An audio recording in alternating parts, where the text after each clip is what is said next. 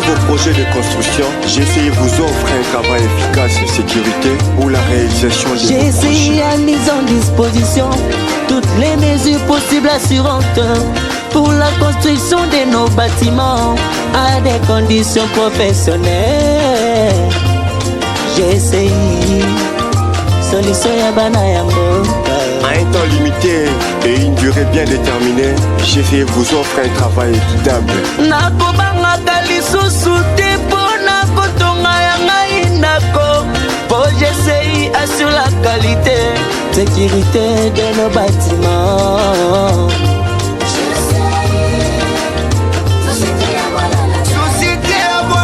Bonjour chers internautes, Binonyo so obo mesana kolanda biso to souhaiter binolo bienvenue na nouveau numéro ya émission Construire. Tozali nesengo kozonga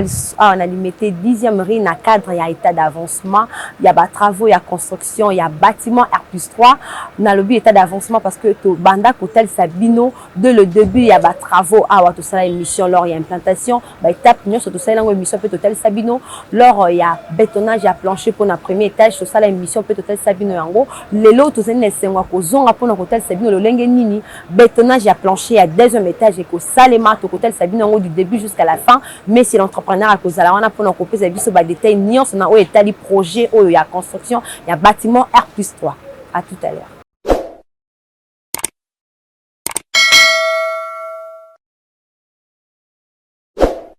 Monsieur l'entrepreneur, na outi ko annoncer na début avec to zongi di sous na limité 10e ri na cadre ya état d'avancement pour l'hôtel ça va ndekondenge ni misala ezo évoluer.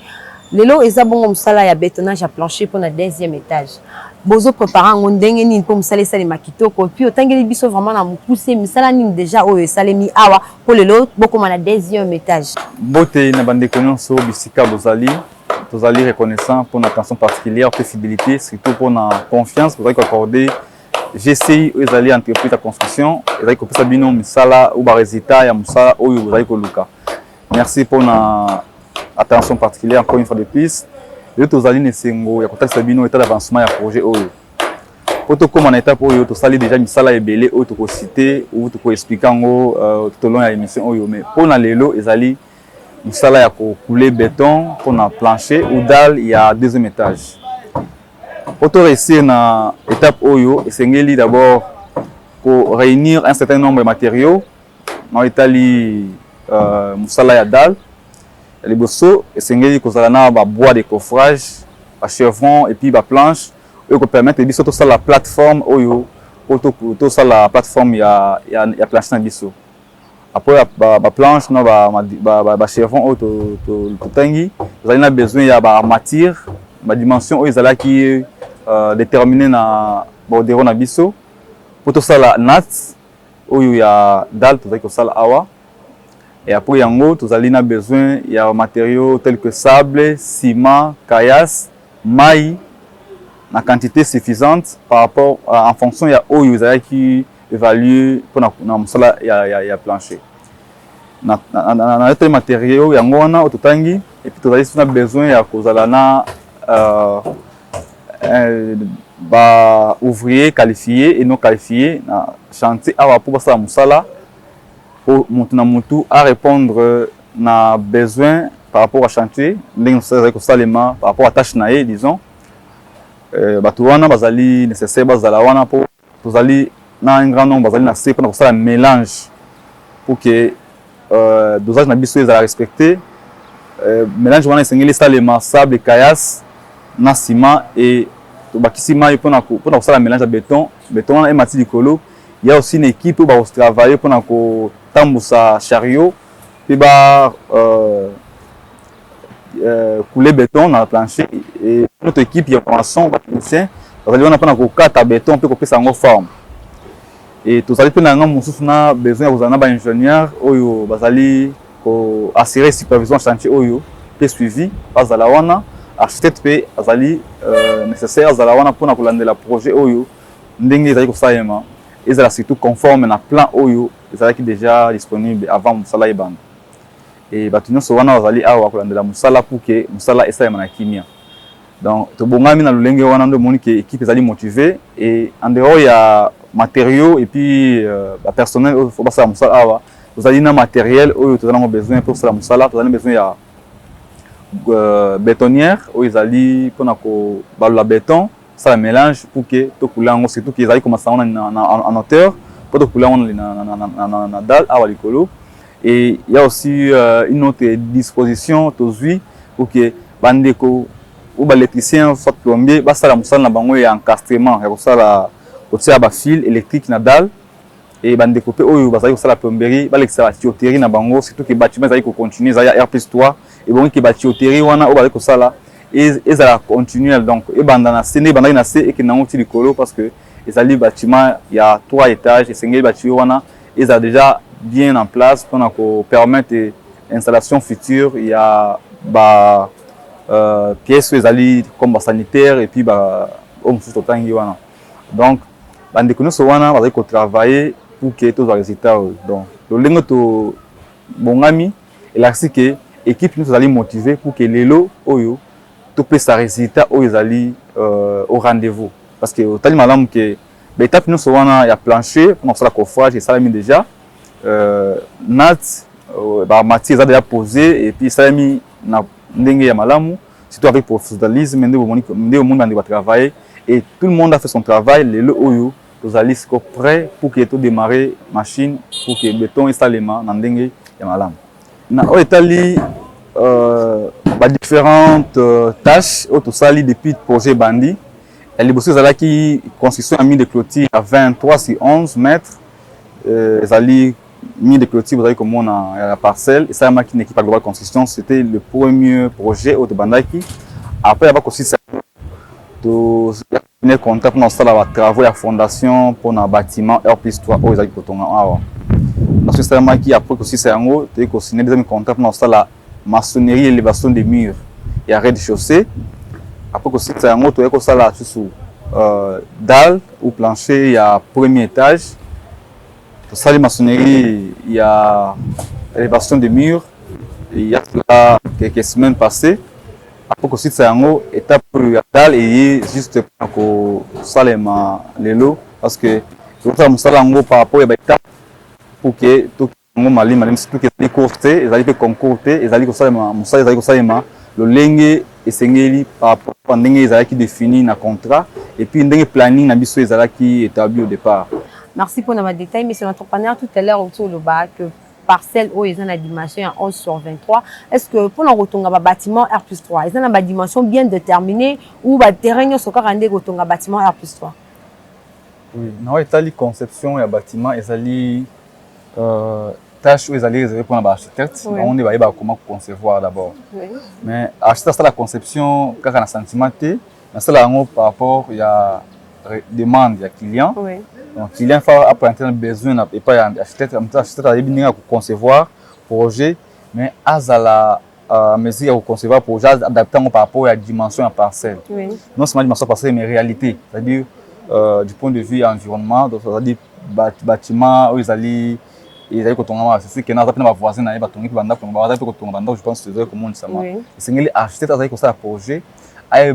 comment concevoir un mais tout en prenant en compte la disposition souvent tel que emplacement il y a ici car accessibilité orientation à bâtiment dimension parcelle pour que bâtiment corresponde.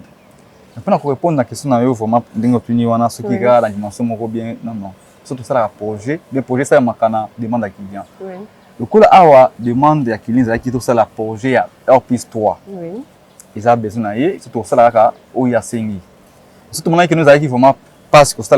a plus un projet na parcelle autour de voilà il a possibilité mais le coup il est possible ça là on met tout ça là te expliquer un peu dans ma mission le cas que parce que là même il y a projet en hauteur bien à étage parce que en haute la dimension parcelle 11 sur 23 il y a des moquets pour monter à exploiter en haut dans la tête ndenge il y a ndako ya C mais ceux là to ndako ils ont un étage déjà ils ont gagné plus en hauteur autant de fois ça les étages na monde que non a gagné espace déjà à monde que non dimension ya parcelle ndenge zawana tu peux voir parking tu peux voir côté sous une petite piscine et appartement c'est au lieu d'ana ba pièce belée tout tira juste à vous dire pièce moko donc chambre moko na salon déjà ouverte na cuisine nango donc c'est pour dire que tu jouer plus l'espace total par rapport à la demande des clients, tu vois que nous de là parce que ce peut être ça musala tu as dit que tu demander il y a ba norme té oui ils ont vraiment ba norme standard par rapport à projet mais c'est na kaya wa le coup là il pas 11 sur 23 tu sais que ça projet mais ils ont à mesure ya contenu ya cause la implanter na bâtiment na kati ya parcelle parce que tout ça la projet où ils ont au-delà la dimension c'est que tu as na musique na possibilité pour implanter ngote donc tout ça là on kaka ndenge et singla ki salema na demande ya client c'est qui wana donc tu gagnes plus en hauteur dans éviter espace donc pour ça le projet il y a étage où il y a rez-de-chaussée zali par rapport il y a besoin ya client et surtout ça il y a gagner espace na hauteur ndako matana na étage c'est pas un moyen financier et te mettre à ton ndako étage ndako tonga ce qui osana na mbongo te ngo tonga peut-être ndako étage on va habiter donc ce qui veut dire que nous mutasala eloko oyo akwa osala donc nde biso to sali recours na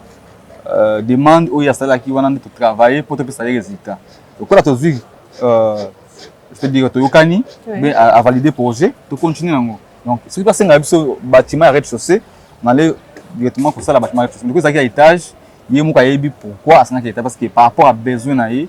puis ba ambition na ou ma quantité zenga ki bâtiment en étage c'est là qui peut bon donc toutes les parcelles où il y a des dimensions différentes et comme ça maintenant bâtiment à étage où il y a mais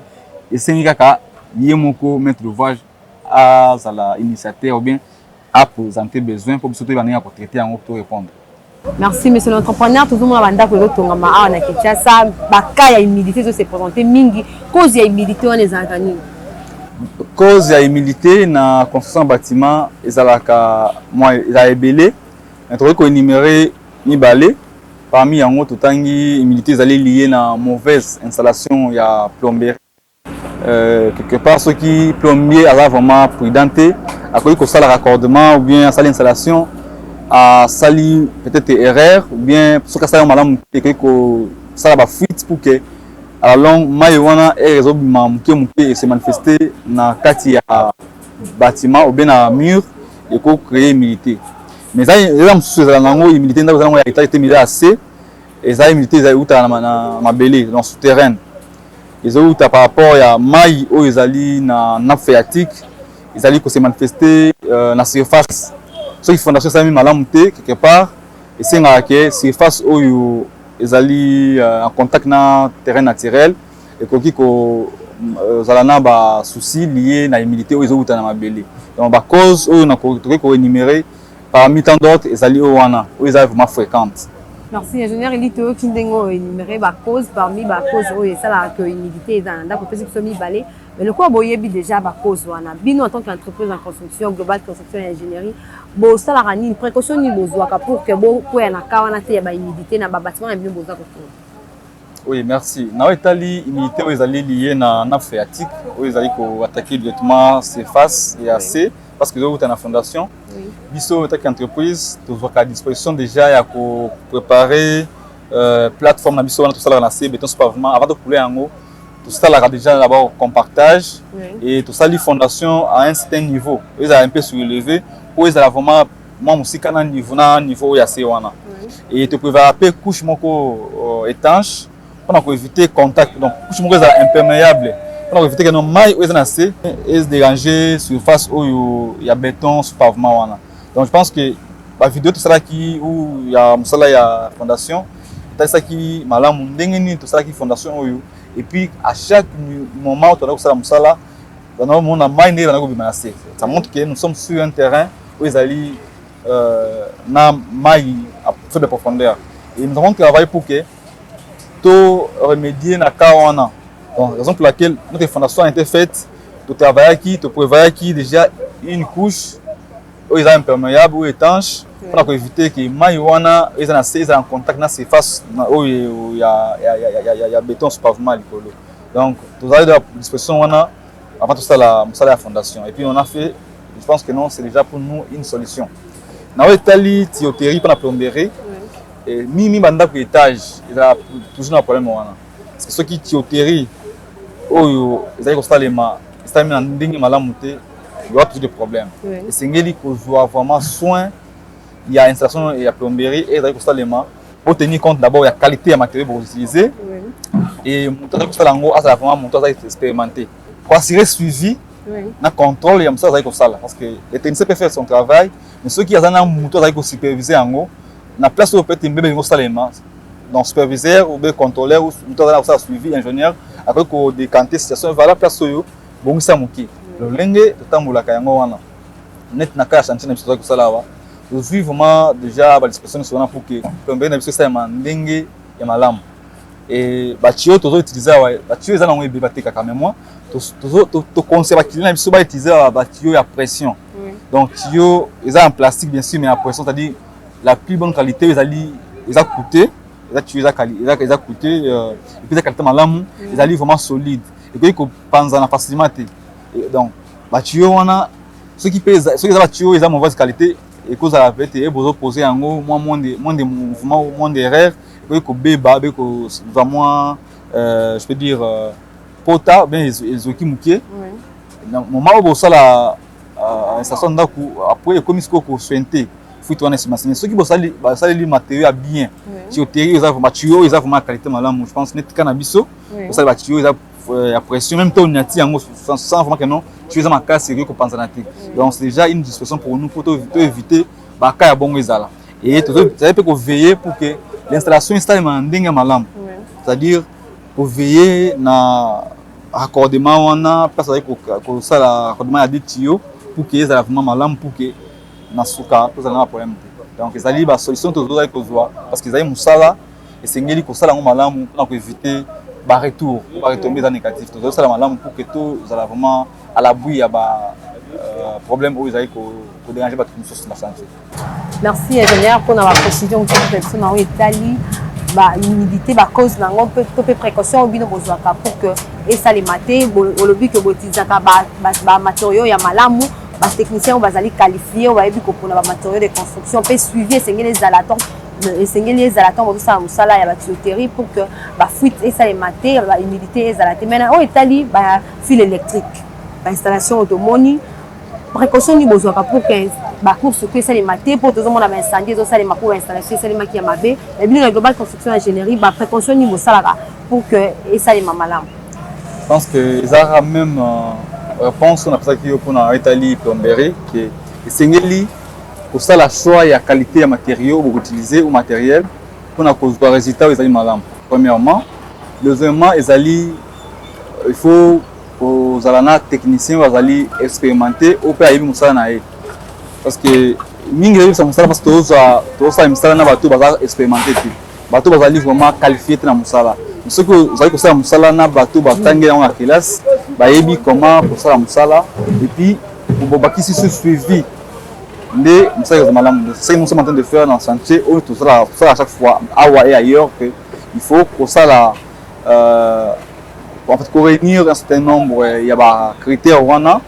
ou bien remplir ba conditions wana pour que mosala esalema na kimia surtout malamu que non partout où tu fais l'installation tu peux voir la boîte d'encastrement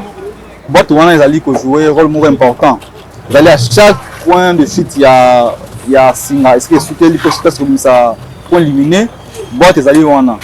et tu peux voir ba fil électrique c'est l'équipe na flexible na PVC wana l'équipe partout presque na colonne na poutre et puis na poutre na ba poutre l'équipe parce que tu éviter ça éparpiller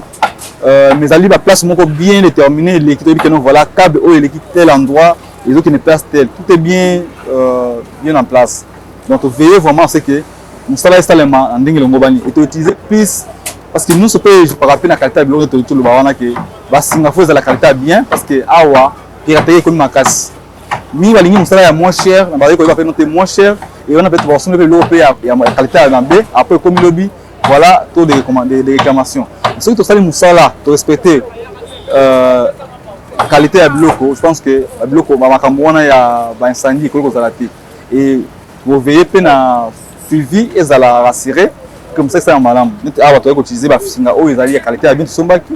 et to utiliser ba flexible o ezali ya qualité malamu même appuyer en haut fini vraiment ezama casse parce que les autres tout le monde ndenge ba bétonnière ezali ko sala msala kuna après béton machine na chariot batam son Nicolas plancher charge wana ya chariot ezali ko ce qui est flexible ezama casse déjà ezotambola à maintes reprises et ko bebisa et ça fessé be finani pour que singana kati azuka mais le côté poni la flexible la qualité bien tout ça vraiment rassurer que notre installation est faite dans les normes et nous n'aurons pas de problème de ce côté là. Voilà, ils ont qu'à pour ça la choix qualité matériaux et puis qu'il va assurer suivi et il va avec qui collaborer pour causer un résultat aux animaux. Merci, monsieur l'entrepreneur. Nous avons établi la construction pour nous la devis, pour nous définir le projet. Est-ce que c'est un plan ou sans plan peut beaucoup qui n'aiment la devis pour participer au client à bino bobandi musala. Bon, on a établi le devis et ça réponse d'après ça déjà plusieurs fois que tout le monde musala est d'une manière professionnelle. Nous sommes musala nandenge ya simanda couper nandenge moko terre à terre. Donc, ça nous avons installé les préalables. Nous expliquons plusieurs fois que avant de faire la construction, il y a d'abord la conception. Conception, on ça un architecte. Et puis, après sa conception, l'ingénieur a l'évaluation et a coût de travaux en fonction du plan où il a établi. Dans le BIN, il part que tout ça la conception, tout ça la devis ou évaluation pour le projet, na croquis ou bien la photo ou bien la maquette mobile. Donc sur base il y a plan. Donc chaque étape est ça l'élément après on fait lundi. Donc c'est tout tout ça musala ndenge malamu esengeli pe bandeko ba benga biso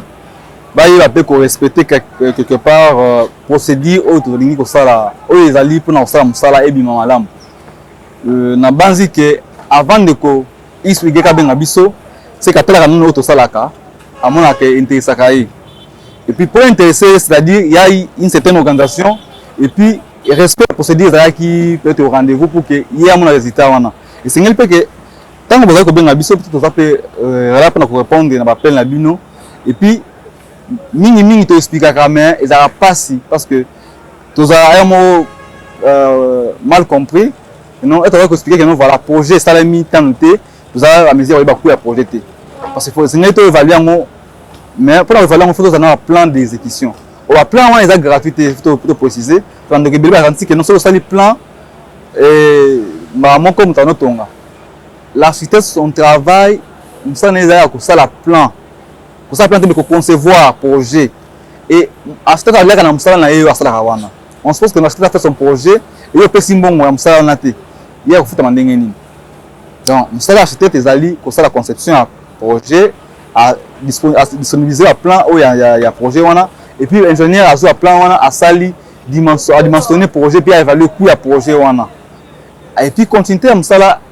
ezali ko évoluer ndenge bozo ke na ndenge musala esenge sala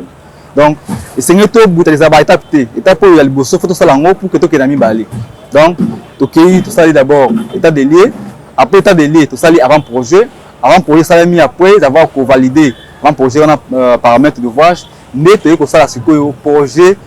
na ba plan détaillé où esengeli to sala ngo musala sur chantier la partie à plan to sala wana nde l'ingénieur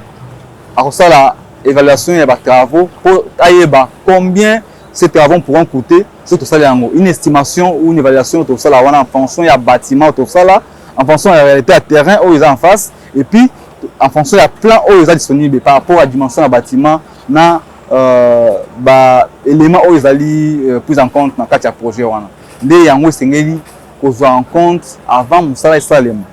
mais bandeko baza ko benga sengeli pe bayeba ke tozali ko sala musala poto ça bango ba douana bango sengeli pe bayeba quand même ko sa différence que non musala ko sala na ndinga ko bikole ezo sunga bango te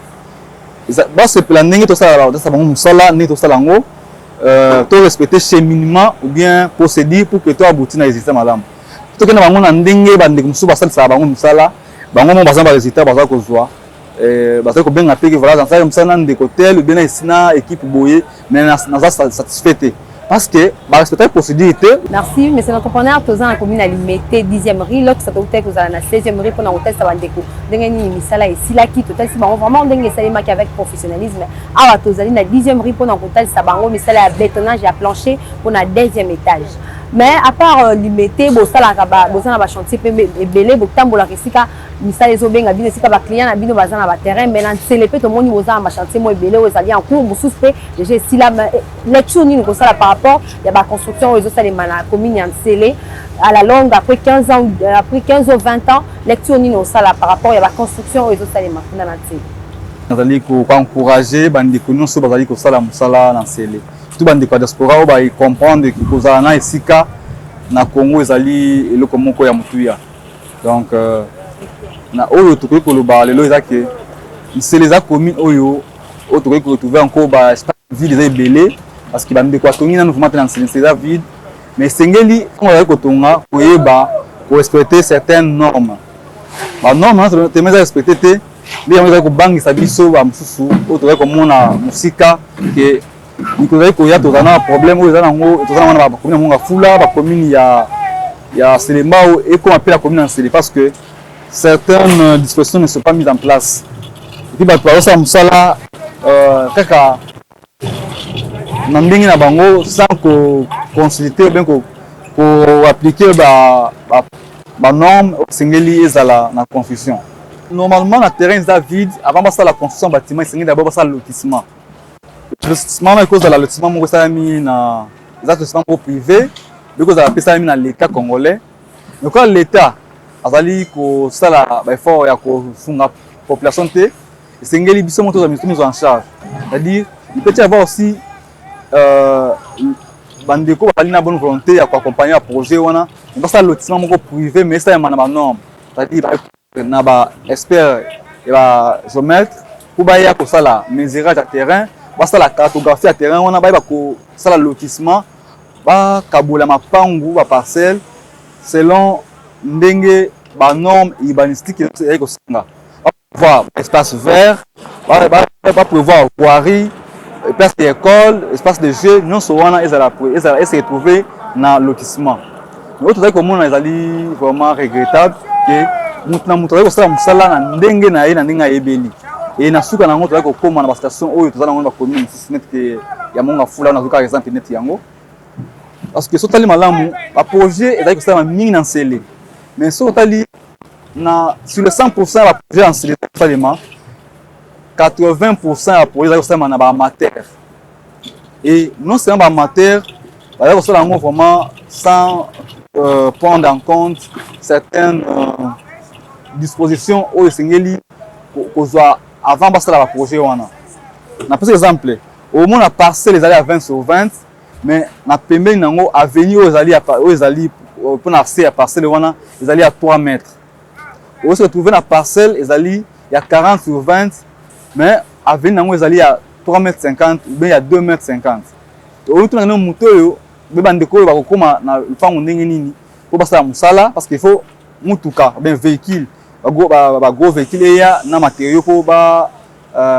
sala musala mais basala musala ndenge nini soki baza na accès te na parcelle soki batongi parcelle batongi clôture par exemple batongi ndako na bango baza na besoin mpe bazala na baouvrage ya assainissement parce que baouvrage wana esengeli ezala tokoki ke non soki voirie ezali eza pene bakaniveau fe esengeli esalama po etambusa mai wana canalisation ya mai mais ntango bandeko bazali kotonga bandako na bango na Nsele bazali komona même pas t'imagines mutu asombi parcelle mais azoloba keno voilà mutu atela lupango alobai ke ngai na otika 2 mètres ndeko na mpe 2 mètres po tocréer avenir esalamaka après avenir ezali déjà avant bateka parcelle parce que ils ont prévu déjà voirie ekozala et puis d'autres équipements oyo ezali ko se trouver dans le lotissement ezala c'est déjà bosombi parcelle mutu ayebi sino voilà na tekelo parcelle ya 20 sur 20 mais 2 mètres oyo kolonga ngo poko ça venir donc il faut le dire que non c'est déjà un départ oyo za mabe donc vous êtes mal parti et c'est déjà à venir ça donc ka wana eza fréquent na Nsele donc comment que non mutu abandi kotonga projet na ye construction mais a commis quelque part à venir oyo ezo mema na ndaku et comme quelque part ici suki continuité na ngo ezate autant configuration ya sika wana mai oyo eza na grande avenue ou bien na voie principale et donc il y a tina bosso anda kunaye maintenant on est venir continuer mais suki wana donc continuer en ezate donc mai wana eza se connecter faut que le pango donc nous wana eza kato kutana ngombe mais si tous za constructeur tous za ko le mato ko tsa que non avant au somba sika Luka expert a validé ici qu'on a par rapport à accessibilité, environnement, configuration et puis état à terrain wana. Pour commenter na ba contrainte tout ça pendant plusieurs années comme tout ça par rapport à projet sali. Donc biso tozali ko sala musala mais to sunga pe bandeko pe ils ont intérêt à koyoka pe biso pour tozali wana pona ko sungana. Ceux qui basali musala sans que ba respecter ba norme wana pour bazo ba disposition en compte. Bayeba ke lobi nango atongi atata atongi ndako na yo ya 5 étages to atongi villa eza ndenge nini okotira yango mais soki mai eza canaliser malamu te eza ennemi liboso po et déranger yo nesiko otongi ndako na wana parce que mai bakangela onzela te il faut kotikela onzela po eleka soki otikela onzela te yango moko nde sekrea nzela donc ba projet belé dans les en souffrance parce que bazwa qui vraiment situation wana ofete ba mona comme le comme négliger lelo ekomi na station nazo beta mbela bandeko belé o basombi na mte o basombi batongi na mte ki batala malamu esika basombi et puis ba comment ko bon ça déjà tika na bango avant ba comme plus tard ba comment regretter parce que le projet belé est dans la souffrance pour le moment parce que ba somba qui somba et non seulement ça ils appellent manque ya bonne volonté ya bandeko parce que lorsque vous avez déjà un terrain et que vous avez un voisin il faut que vous ayez la même morale parce que ce qui l'État a soumis binoté pour canaliser mais on a bino moko pour vous appeler na makanisi pour que vous ba comment vous ko travailler na kapsi na bino wana ndenge vous na ce qui 5 ou 6 personnes à venir na bino wana ezala malamu et puis mai nango ezala évacuer facilement donc parce que mai to talaka oka ya mbule beta raté na nature mais o pe à toiture to blessango wapi suka nango et ko créer ba érosion pe ko ba inondation salama nde banda ko beleza na souffrance donc voilà bandeko balandi biso pe na nzela ya émission lelo baziyeba ke tozali wana mpona kotalisa bango mayeba koki kosala po lobi nango ba regretter te bandeko bolandi ndenge monsieur entrepreneur akusali lecture na ye to pe analyse par rapport ya ba construction ezosalema na commune na nzela ingénieur Eli tokomi na suka émission lelo bandeko balandi biso ba retenir nini pe dernier mot par rapport ya émission lelo. Merci pour ndenge bolandi biso na bokebi kino tokoma na suka ya émission. Total Sibino Lelo, état d'avancement, il y a projet de construction, il y a bâtiment où ils sont en cours. Il y a un bandana la fondation, si tu as progressivement. Nous ne pouvons pas juger Moussala Nabiso, nous avons talent, nous avons Moussala, nous avons apprécié en haut. Et puis par conviction, nous avons bien Nabiso pour tout Moussala, Nabino et Longo. Nous avons Nabiso Sengo, puis nous avons montré Nabiso tout ça sur Moussala, tout Kende, sur Moussika, tout pour se macancer plus loin, pour que Sabino sur résultat, ils ont malamu, pour les camins. Parce que autant de chantier belé ils na casse ya capital bon mona ke ils a ba kam ko ba bon mona ba ko sala musala ya béton ya béton ba utiliser vibreur béton ou vibrante pour ba sala ngo musala donc ils a kamora mais avec le baba comme on a que non tous allina volonté ya sala musala et puis to sala ngo na ndenge moko ya malamu surtout ko luka ko zana outil ya musala outillage bien matériel pour la collaboration sur musala ils ont la qualité à bien et puis ils ont vraiment avec professionnalisme bateau va convaincu ni ba Hollanda et il y a aussi d'autres personnes qui sont intéressées dans le travail ils ont bâclé donc biso to stika bino choix bino mo bosala avec qui travailler et avec quelle équipe il faut collaborer parce que musala na biso c'est toujours peut-être ça bino ngo bon moi net faire bana de bitisuka lelo to pesibino vraiment merci pour na musala oyo ozali kosala ya conseiller biso pe ya kopesa biso susu makasi ya kwenye liboso pona lelo to suki pe to tikili bino ngonga ya Hollanda musala oyo sa mia wa ti bo découvrir yango nde to kuta na émission oyo koyamba la sima. Merci.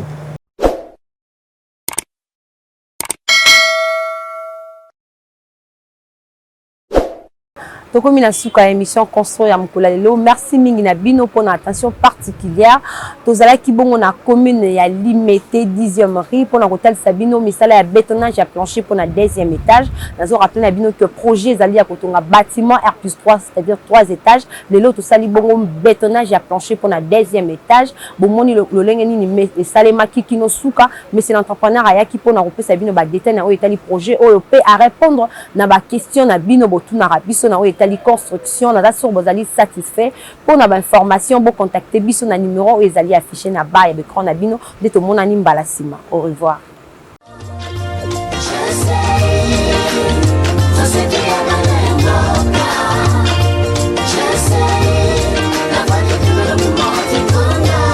tous vos projets de construction, GCI vous offre un travail efficace et sécurité pour la réalisation de vos GCI projets. a mis en disposition